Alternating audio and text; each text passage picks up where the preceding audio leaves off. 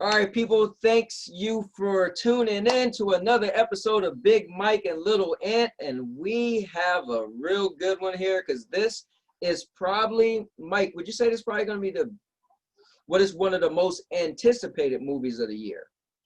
Of 2020, 100%. Yes, sir. Okay, yes. So Tenet is here. Mike and I, we got to see it over the past weekend. And yeah, we are ready to review this thing for you. So again, like, comment, and subscribe, but let's strap on these seat belts and get ready for this roller coaster ride called a review of Tenet. So, Mike, start us off, man. Oh, man. So, I've been, Anthony would tell you guys, I've been digging this movie for almost over a year, probably. Yes. If you listen to old mental theater shows, even with me and Josh were talking about this. Josh Waring, who was another one of our friends and who we do podcasts with. But, yeah, man, I'm a huge fan of Nolan, as a lot of people are. Christopher Nolan, Dark Knight trilogies, Inception, Dunkirk, Interstellar, Prestige, which is his favorite movie there. You name it. He's just a great director, and he always does something to just make you think and mess with your head. Right. And, even based off the trailers, so I'm not spoiler free once again, it's more dealing with time and time and stuff like that, and time going different directions. And right there, you already know he's gonna mess with your head, stuff like that. So I'm not gonna get into that until the spoiler discussion. But about the movie, I will say the acting was great. John David Washington, who's Denzel Washington's son, this was like his first main action leading role in the movie, and I thought he did a wonderful job, man. I watched him on Ballers, which was the show with The Rock on HBO, and he was good in that, but this was just like another level for me. And then Robert Pattinson, from Twilight fame, aka Edward, as Tony would say. Right. But I've seen stuff from him throughout the year, so I've known he's a great actor. But I think this right here, because it's such a popular movie, will show people who only still know him from Twilight that he is a good actor outside of that. So I think it's good and kind of a segue for him to play the Batman, next year, stuff like that. So to jump in there real quick, me watching him on this made me say, okay, I'll bite. I'll see him as Batman. Yeah, right. Definitely. Right. Yeah, I definitely. After this, I was like, you know what? Okay, you got me. I'm interested. I want to, and especially where it's going to be more like Bruce Wayne, right? It's going to be more detective-ish. Right. That's what I saw him as. I saw him as a debonair Bruce Wayne, businessman, parties, and all that stuff when I watched this movie. A lot, actually. Right. It made me want to see more Bruce Wayne than Batman. Yes, I agree. I agree. Yeah, 100%. And the weird thing, I almost wish Bruce Wayne had a English accent when I watched this movie. I was like, what you did? Yeah. So he did. Robert Pattinson did do a good role in this movie. He played a great role. At times I felt like he was a leading star. So that was pretty cool.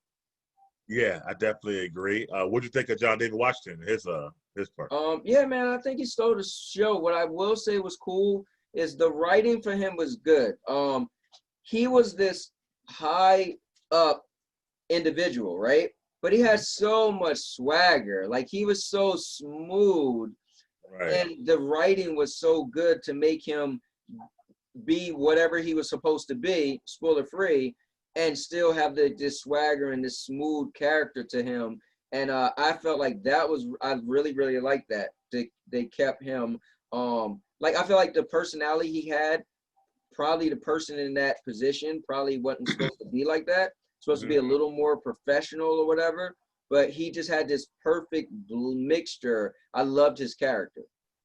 Yeah, if that makes sense. I'm trying to explain. No. I get it. Yeah. He definitely did have a lot. He was very confident, I would say. Yes. And what he was and what he can do and stuff like that. Which is a very which was surprising, but definitely good. Kenneth Branagh, who played Sator, the villain. You would think about it. I thought he was perfect throughout.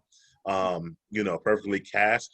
And then surprisingly, Aaron Taylor Johnson, who was the main army guy who was helping him out, and it's crazy how he looks different in a lot of different movies and stuff like that. So that's the guy who played Quicksilver in the Avengers movie. The same guy who was in Godzilla. You know what I mean? That was him? Yeah, that was him. Oh man, I didn't even know that. Right. Taylor Johnson. So that surprised me too and whatnot, that he's become so diverse in Hollywood, you know, amongst a lot of people. Because even those three characters by himself, he was different in Godzilla, then he was different as Quicksilver, and now he's different here. He's just like, he had another big movie. Probably his first movie that put him out there.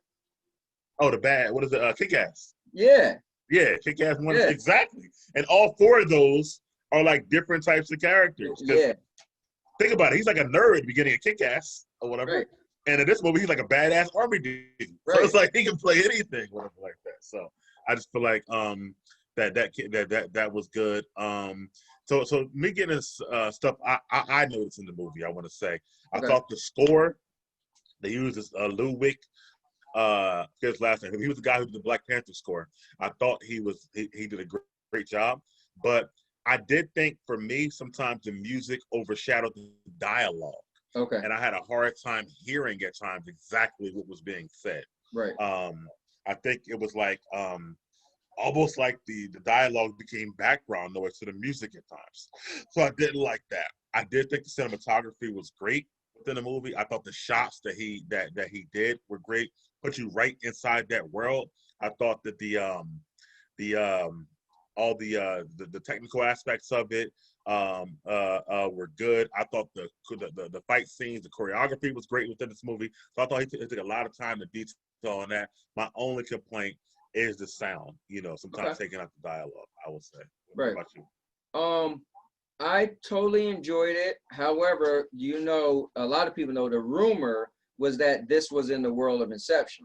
So going into this, trying to pick it apart and see, could this fit in the world of Inception? And also putting it up against Inception. As I'm watching, I'm like, okay, I want to know if I'm going to feel like this was a better movie. How did it compete against Inception? So, which wasn't fair, but that's just how movies are. Like, you couldn't help watching Avengers Infinity War or Avengers Endgame comparing it to Infinity War. That's just, you can't help it, right? So the fact that people said, oh, this could have been in the universe, Christopher Nolan, he did Inception, now he's doing this.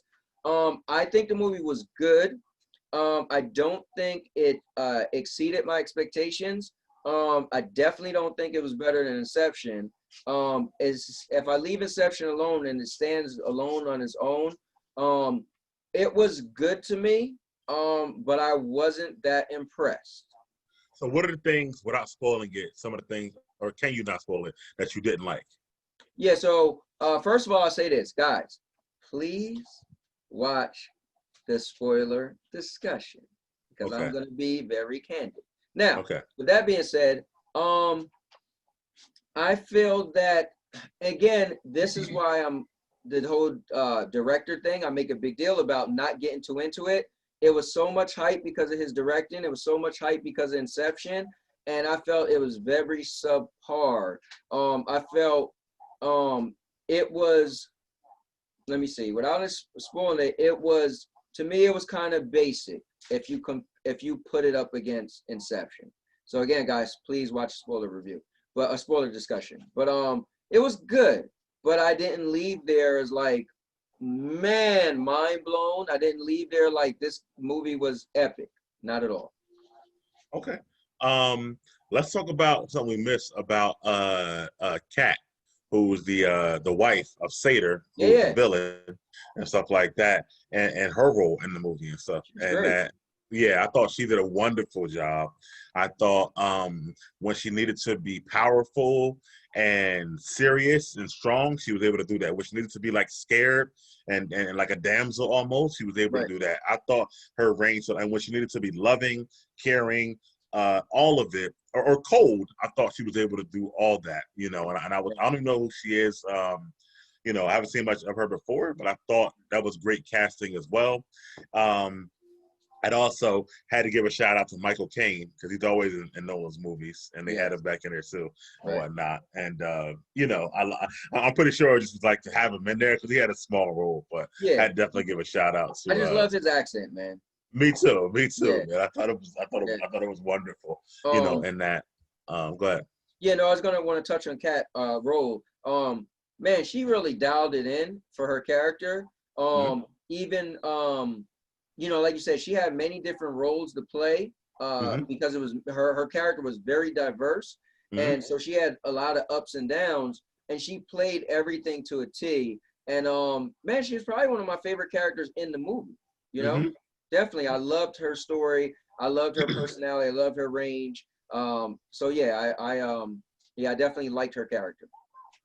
Okay, good. Definitely good to touch on her. Yeah. And then I think also all the and I won't say who they were in this discussion, but all the side characters that you see within the movie, people who had like more than one scene, I mean, Right. I think they all did a great job as well, and they were very, very believable. Yeah. So I do want to say that. Because it's spoiler free, I don't have much more to say. Do you want to rate it? You want to rate it now or rate it on the spoiler? Let's rate it now. No, we'll rate it now. Yeah. And so you want me to go first or you want to go first? Well, you know what? I didn't give my thought like you did. So I will say, I never thought it was connected to Inception. I thought it was just a rumor, you know, overall. And now that I see it, I don't see any connection whatsoever, you know, overall. But I didn't compare the two only because Nolan's done so much. So I don't know why I didn't compare those two. Because after Inception, there was Interstellar, there was Dunkirk. So he's done a lot. But I look at it standalone. But just as a standalone movie, though, I told my friend it was very, very good, but still flawed, which I won't get into on this discussion. So it's not a 10. 10 is like the best you can get. Correct. But it was very, very good. And what I will say is that I watched the different, let's say, videos on YouTube after seeing it. And it helped me connect some dots, which made the movie better for me, ironically. So, and I might even go see it again, which I probably will do. But I'm, this is tough, but I'm going to go with 8.5. Okay. I don't want to be mean. I want to give it a 6. Okay. But I think I'll get, and I'm not that big on halves. So I think it's so hard because the whole Inception thing, right? Going into it, and I don't like to do that, but it is what it is. You didn't see Interstellar and think anything about Inception, right? You didn't nowhere, you know. But this movie was so tied to Inception in a weird way, and it's just because of rumors. But you know, I was about to say, Josh got you with those rumors. I feel like, but go ahead.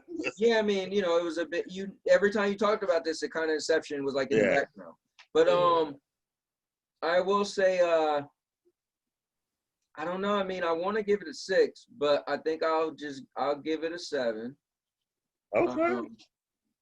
Give it what you want. Give it what you feel. All right, 7. So he got 7.